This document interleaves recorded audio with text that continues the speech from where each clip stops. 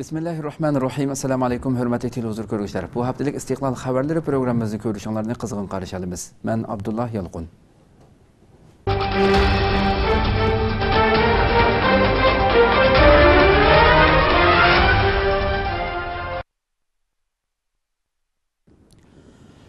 Xitoy diniy zotlarning kompartiyaga sodiq bo'lishini talab qildi. Xitoy 6-oyning 14-kuni yig'in ochib, atalmish vatanparvar diniy zotlardan Xitoy uchun texmi yaxshi xizmat qilishni talab qildi. 6-oyning 14-kuni Sharq Turkistondagi Xitoy partikomi atalmish vatanparvar diniy zotlar suhbat yig'ini ochib, ulardan Xitoy kompartiyasi uchun texmi yaxshi xizmat qilishni talab qildi. Xitoy yaqinda o'tgan yili boshlagan 1 yillik zarb berish harakatini xulosalagan edi. Xitoy bu 1 yillik bostirish harakatida ilgarikiga o'xshashla masjid imomlarini dinga qarshi ta'tir tashviqot qilg'izdi. 9-iyun atalmish islom dini jamiyati to'g'ri e'tiqod turg'izib, asabiylikka qarshi turish nomida yig'in ochgan edi. Orqadan Xitoy yillardan buyon o'tkazib kelayotgan tabliğ tilovat musobaqasini tunji qatim Sharq Turkistonda o'tkazdi. Xitoy bu 1 yil jarayonida nurg'un diniy cheklamalarni yo'lga qo'ydi.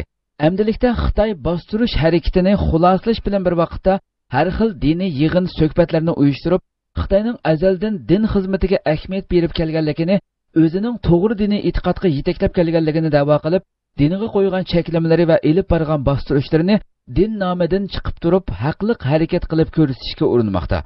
Xitoy zulmiga qarshi kurash qilgan Xitoyning diniy bostirishlari sababidan yurt makonlarini tark etishga majbur bo'lgan kishilarga atalmish vatanparvar diniy zotlarning tili orqali ozg'unlik, asabiylik qalpiqini kiydirib, xalqning ideyasini burmalmoqda.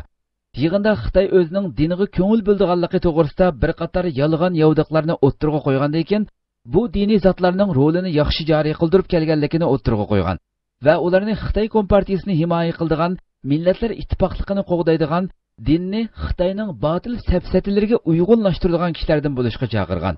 Xitoy 9-iyun atalmish vatanparvar diniy zotlarini yig'ib, islom dinining aqidalarini Xitoy hokimiyatining manfaatiga bo'ysundirib sharhlaydigan, musulmonlarning Xitoy tajovuzchilariga qarshi elib berayotgan kurashlarini islom dinining tinchlik prinsipiga zid keldi deb xatoga chiqarib, zulm ostidagi Uyg'ur musulmonlarini Xitoy bilan ittifoq o'tishga, Xitoyning islom diniga qarshi bo'lgan, hatto dinimizga haqorat qiladigan botil qonunlariga bo'ysunishga chaqiradigan mazmunda yig'in ochgan edi.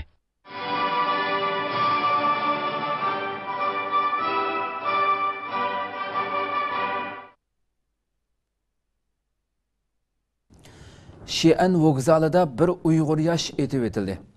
17-iyun Xitoy saqchilari Xi'an vokzalida bir nafar Uyg'ur yoshni orqa-orqadan 3 pay o'q etib o'ldirdi. Xitoy axborot vositalarining xabar qilishicha, 17-iyun atigan soat 6 da Xitoy saqchilari Xi'an vokzalida bir nafar Uyg'ur yoshni qo'liga sement parchasi elib yo'lovchilarga hujum qilgan deb aytib o'tgan. Xabar qilinishicha, bu Uyg'ur yosh sement parchasini ko'tarib, bilet setish zaliga besib kirib, yo'lovchilarga hujum qilgan. Bir Xitoy saqchisi Uyg'ur yoshga qaratib, orqa-orqadan o'q atgan. Bu yoshga 3 pay o'q tekkan bo'lib, Xitoy tarafining xabariga qaraganda, doktorxonaga elib berilgandan keyin qutqizish unum bermay qazo qilgan. Garchi bu xabarni nurg'un axborot vositalari ko'chirib tarqatgan bo'lsa-mu, lekin hech qaysida bu ishning sababi u Uyg'ur yoshining salohiyati berilmagan. Ba'zi manbalarda bo'lsa bir nafar er kishi deyilgan. Uyg'ur yosh tilga ilinmagan. Saqchilarning yerda yotgan bir kishini kaltak bilan qo'rshab turganligi va o'q tekkanligi gumon qilingan bir avtomobilning suratidan boshqa naq maydonga munosabatlik boshqa rasm yoki sin alg'u berilmagan.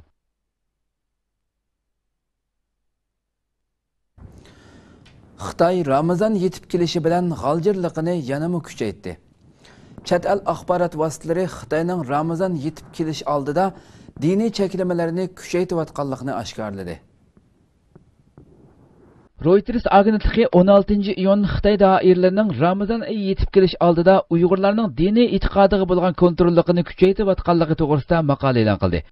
Reuters agentligining xabarida, yaqinqi bir necha kundan buyon hukumat medialarida va organlarning to'r bekatlarida partiya a'zolari, hukumat xizmatchilari va o'quvchi-o'qituvchilarning ro'za tutishi cheklanganligi to'g'risida uqtirish chiqarilganligi ko'rsatilgan.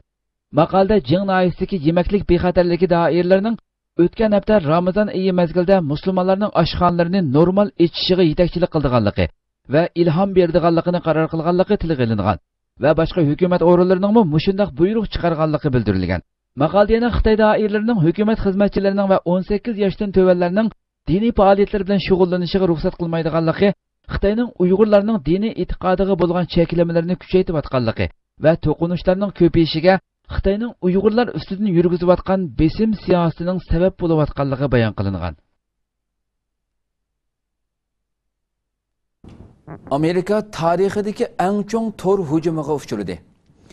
Xitoyning tor hujumida 18 million Amerika hukumat xizmatchisining uchuri oshkorlanib qolgan. Amerika davlat zimin bexatarligi va mudofaa tarmoqlarining mas'ul xodimi seshanba kuni Amerika davlat majlisida guvohlik berganda 18 million federatsiya xizmatchisining shaxsiy uchurining yaqinda yuz bergan Xitoyni orqa ko'rinish qilgan tor hujumida oshkorlanib qolganligini ko'rsatdi. Amerika Federatsiya kadrlar idorasi yaqinda 2 qatimliq tor hujumiga uchragan. Birinchi qatimliq hujumda Amerika Federatsiyasining sobiq va hozir vazifa o'tayotgan 4 million xodimining ism familiyasi, tug'ilgan vaqti, xizmat doirasi hamda ijtimoiy kafolat kartasi nomeri qatorliq uchurlar o'g'irlangan. O'tgan hafta juma kuni elib berilgan ikkinchi qatimliq hujumda Amerika armiyasining hozir vazifa o'tayotgan xodimlari, istixborot tarmoqlari va xodimlarning orqa ko'rinishini tekshirish uchurlari yo'qolib ketgan. Ikki qatimliq tor hujumi jami 18 million kishiga ta'sir ko'rsatgan. Bu tor hujumi Amerika Federatsiya hukumati tarixda uchirgan eng og'ir tor hujumi deb qaralgan. O'g'irlangan uchurlar Amerika davlat xavfsizligining eng sezgur qismlariga chetilgan. Bu qatimqi tor hujumi Xitoy til yoziqi ishiltib xavfsizlik istixborot xizmati bilan shug'ullanadigan Amerika tavalligidagi Xitoylarga bevosita ta'sir ko'rsatgan. Garchi Xitoyning torda jasuslik faoliyatlarini elib berishi allaburun maxfiyatlik hisoblanmasimi, lekin Xitoy taraf izchil tor hujumiga chetishlik ekanligini rad qilib keldi. Xitoyning Amerika qarta elib borgan tor jasuslik faoliyatlari savdo shirkatlaridan tortib, hukumat o'rinlarigacha, harbiy organlardan tortib, ul muassasalargacha chetilgan bo'lib, Amerika va Xitoy orasida bir maydon tor hujumi yuz beramdi yo'q. Janubiy dengizda orol yasash davomlashayotgan bir vaqtda tor hujumining yana yuz berishi Amerika-Xitoy munosabatiga qanday ta'sir ko'rsatdi degandek masalalar xalqaro qiziq temalarga aylandi.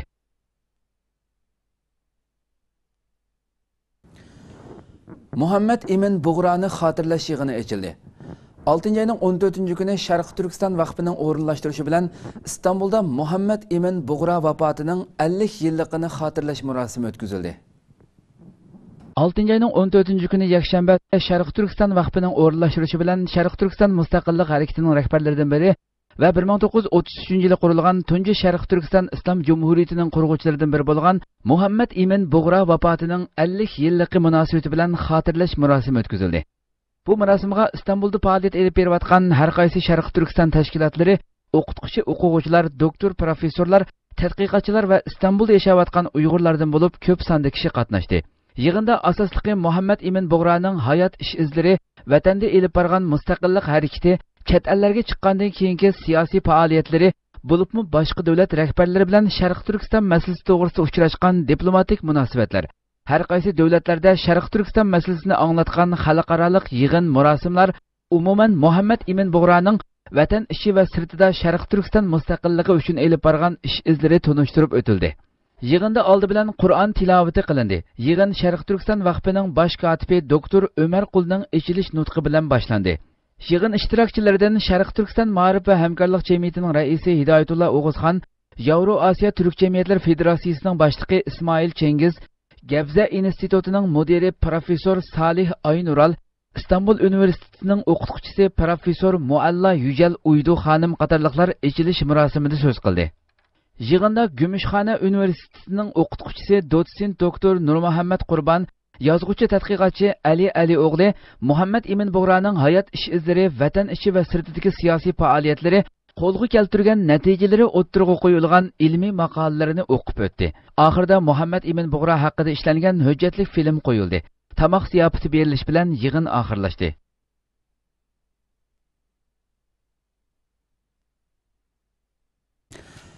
Yanfasinning Kuchadagi yo'lsizligi chekidan oshmoqda. Kucha nahiyasiga yangi tayinlangan sekretar Yanfasin yo'lga qo'ygan uzun ko'nglakni qisqartish, cho'ng yog'liqni kichikiltish belgilamasi majburiy ijro qilinmoqda. Egallangan ahvollarda ma'lum bo'lishicha, yangi sekretar Yanfasin yo'lga qo'ygan muqimlik tadbirlari ichida 50 yoshdan tuvan erlar soqol qo'ymaslik, ayollarning yo'pkisi, 110 santimetrdan oshmaslik, cho'ng yog'liq ortmaslik belgilamasi sababli navbatda ko'chada tikkuchilar ayollarning ko'nglak yubkalarini qisqartish bilan aldirash. Ko'cha rastalarda uzun ko'ynaklik cho'ng yog'liq ortgan ayollar tamoman yo'qolgan.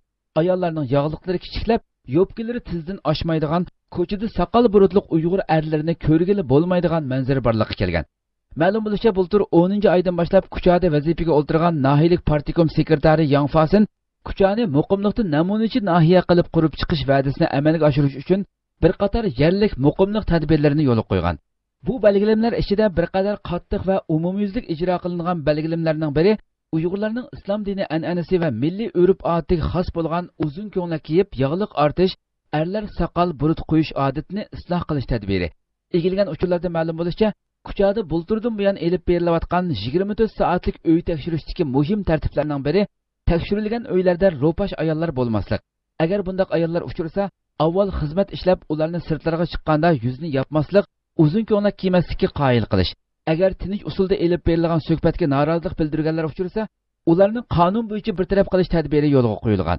Yaqinda chet ellardan vatan ziyoratiga berib qaytib kelgan bir xonimning bildirishicha, u bu yil vatanimizning janubidagi Qashqar, Xotan, Oqsu qatorliq yurtlarda bir qancha kunlik sayohatda bo'lganda uni hayron qoldirgan bir ko'rinish, ko'chada ilgirki yillardan farqli holda ko'chada ro'pash ayollar yo'q bo'lib qolmasdan, hatto ilgirki yillardagidek uzun ko'ylak kiyib, cho'ng ro'mol artgan ayollarni uchirtalmaganligi, soqol burutsiz Uyg'ur erlari ko'payganligi, yo'llarni to'sib kishilarning kimligini tekshirayotgan qurolli soqchilarning kishilarning so'mkalarini xohlagancha oqtirayotganligi bo'lgan.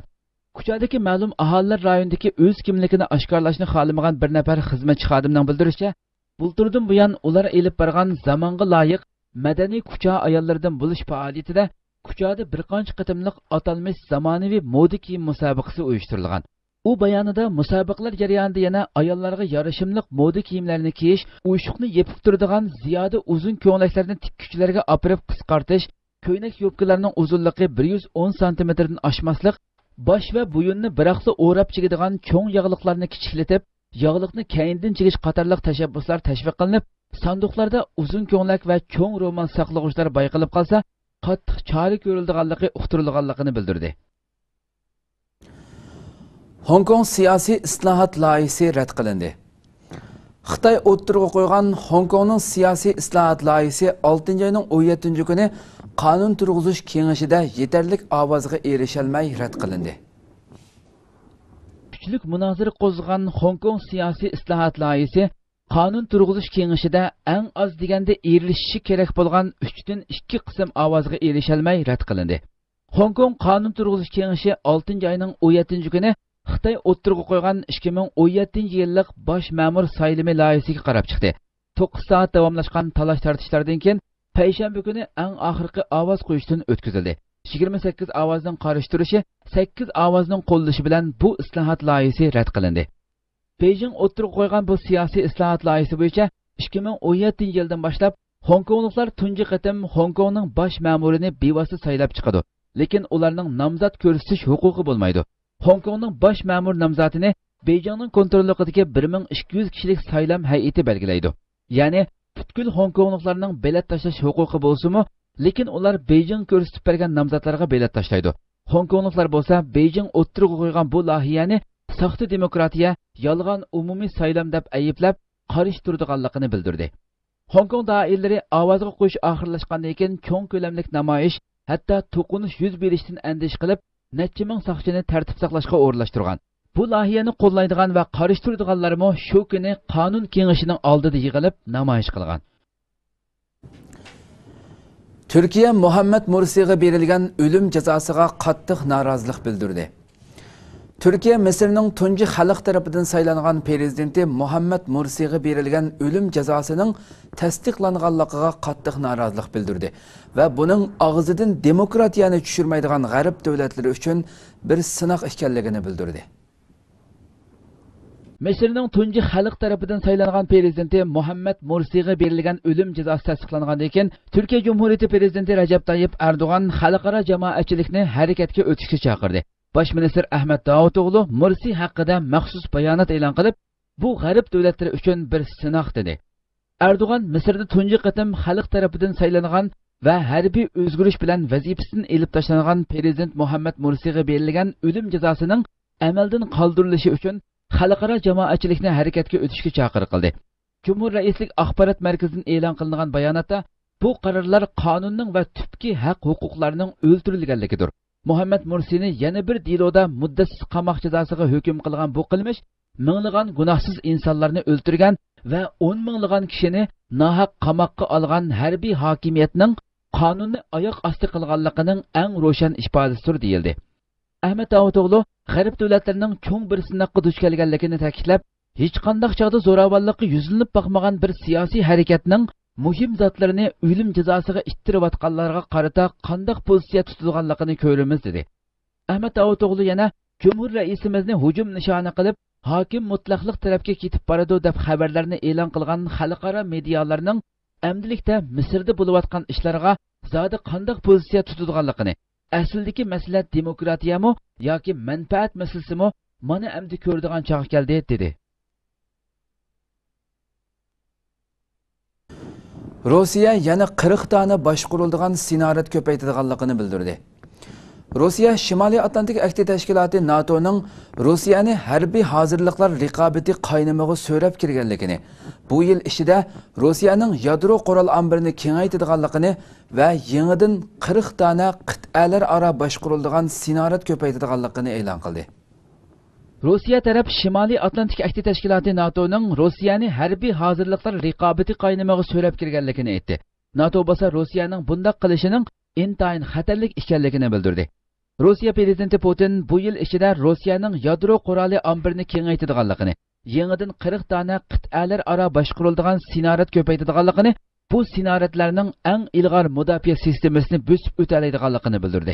U yana Rossiyaning uzunga qolmay yiroq masofalik radar sistemasini sinab qilganligini, ularning vazifasining G'arbning strategik yo'nalishini nazorat qilish ekanligini aytdi. Uning bildirishicha, Rossiya armiyasiga yangi tipdagi tanka va beronovik saplandi ekan. NATOning bosh kotibi seshanba kuni Rossiyaning bunday qilishining nihoyat xatarlik ekanligini, NATOning buningga qarta inkos qaytaradiganligini bildirdi. Amerika tashqi ishlar ministri John Kerry Putinning so'zlari odamni cho'nqur andishaga soldi dedi. Rossiyaning muavin mudofaa ministri Rossiya axborot vositalariga NATO Rossiyani yangi bir harbiy hozirliklar raqobatiga boshlab kirdi dedi. Buningdan bir kun burun Rossiya Amerikaning Sharqiy Yevropa davlatlarida harbiy o'rinlashtirishni ko'paytirganligiga qarata inkos bildirib, bu ig'ir oqibat keltirib chiqardi degan edi. Egilnicha Amerika Sharqiy Yevropadagi Polsha qatorliq davlatlarga va Baltik dengizidagi 3 davlatga tankini o'z ichiga olgan ig'ir tipdagi qurollarni o'rinlashtirgan. Bu harakatning maqsadi Rossiyaga tahdid signali berish bo'lib, Rossiyani Sharqiy Yevropa zaminlariga tajovuz qilishdan to'sish. Ukraina krizisining ta'sirida bir qism Sharqiy Yevropa davlatlari Rossiyadan xavf his qilishga boshlagan. Ular NATOning harbiy kuchini ko'paytirish orqali Rossiyaga qarshi tahdid shakllantirishni umid qilmoqda.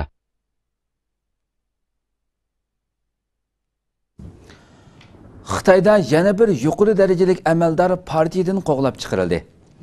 Xitoyning eng chong hukumat egaligidagi neft va tabiiy gaz shirkati bo'lgan Xitoy neft shirkatining sobiq bosh direktori Liao Yongyuan poraxo'rlik va boshqa jinoyatlar bilan ayblanib, Xitoy kompartiyasidan qo'g'lab chiqarildi. Xitoyning eng chong hukumat egaligidagi neft va tabiiy gaz shirkati bo'lgan Xitoy neft shirkatining sobiq bosh direktori Liao Yongyuan poraxo'rlik va boshqa jinoyatlar bilan ayblanib, Xitoy kompartiyasidan qo'g'lab chiqarildi. Xitoy kompartiyasi bu yil 3-oyda Liao Yongyuanning ig'ir darajada intizomga xiloflik qilishga chetilganligi uchun tekshirilganligini e'lon qilgan edi. U Xitoyda 3-oyda to'rg'a tushgan yuqori darajalik amaldorlarning 5-chisi bo'lgan. Liao Yongyuan neft tabiiy gaz sistemasida 30 yildan ortiq xizmat qilgan bo'lib, neft sistemasidagi 2 katta boshning biri deb qaralgan. Texi necha kun burun Xitoy neft sistemasining parda orqasidagi katta veshi deb qaralgan Zhou Yongkang muddatsiz qamoq jazosiga hukm qilingan edi. Xitoy 18-qurultaydan buyon Xi Jinping yo'lga qo'ygan chiriklikka qarshi turish nomida elib berilayotgan harakatda Xitoyning nurg'unlagan yuqori qatlam amaldorlari chiriklik, poraxo'rlik jinoyatlari bilan ayblangan bo'lib, tekshirish, ayblash obyekti qilingan amaldorlarning ko'pinchisi neft sistemasidagi yoki Jiangzemin guruhidagi amaldorlar bo'lgan. Ayni vaqtda Liao Yongyuanning tekshirilganligi e'lon qilinib, uzun o'tmay uning Jiangzemin bilan birga tushgan rasmiy to'rda keng tarqalgan. Xitoy o'tgan hafta 6-oyning 11-kuni sobiq Xitoy kompartiyasi siyosiy byurosining doimiy a'zosi Zhou Yongkangni Tianjinda muddasiz qamoq jazosiga hukm qilib, siyosiy huquqidan umrvoyat mahrum qilgan edi va xususiy mol-mulkini musodara qilgan edi.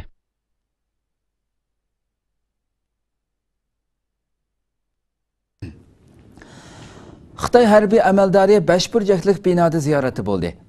Amerika bilan Xitoy o'rtasida Janubiy Xitoy dengizi talash tortishi va to'r hujumi voqeasi sababidan jiddiy vaziyat ko'rilayotgan bir paytda Xitoy Markaziy harbiy komitetining muavin raisi Fan Changlong 5 burchaklik binoda ziyorati bo'ldi. Amerika bilan Xitoy o'rtasida Janubiy Xitoy dengizi talash tortishi va to'r hujumi voqeasi sababidan jiddiy vaziyat ko'rilayotgan bir paytda Xitoy Markaziy harbiy komitetining muavin raisi Fan Changlong 5 burchaklik binoda ziyorati bo'ldi. Amerika Davlat Mudofaa ministri Kart Xitoy Markaziy harbiy komitetining muavin raisi Fan Changlong bilan ko'rishganda Xitoyni Janubiy Xitoy dengizidagi dengiz tindirib orol yasashni to'xtatishga chaqirdi. Fransiya axborot agentligining bildirishicha, navbatda Janubiy Xitoy dengizidagi vaziyat jiddiylashmoqda. Amerika hukumatining kadrlarni boshqarish idorasining material ambari cho'ng ko'lamlik to'r hujumiga uchradi. Parda orqasidagi qora qo'lning Xitoy ekanligi faraz qilinmoqda. Shu sababdan Fan Changlongning bu qatimqi Amerika ziyorati nisbatan passiv o'rinda turdi ekan. Amerika mudofaa ministri Kart Amerikaning Janubiy dengizidagi jiddiy vaziyatga ko'ngil bildirganligini bildirdi hamda Xitoyni Janubiy dengizidagi sun'iy orol yasash faoliyatini to'xtatishga, egilik huquq masalasining harbiy harakatga aylanib qolishdan saqlanishga chaqirdi. 5 burchaklik binoning bildirishicha, Kart 9-oydan burun o'rtaq tunish hosil qildigan kelishim imzolashni qayta ta'kidlagan. Bu kelishim ikki davlat aeroplanlarining yaqin oraliqda uchganda tasodifiy hodisalarning kelib chiqish xavfini tuvalladi ekan. İki taraf yana harbiy jihatdagi almashtirishni davomli kuchaytirganligini bildirgan. Hurmatli televizor ko'ruvchilar, shuna qilib bu haftalik Istiqlol xabarlari programmamiz mush yerda oyoqlashdi. Kelar qatimqi programmamizni ko'rishguncha sizlarni janobiy Allohga topshiramiz. Assalomu alaykum va rahmatulloh.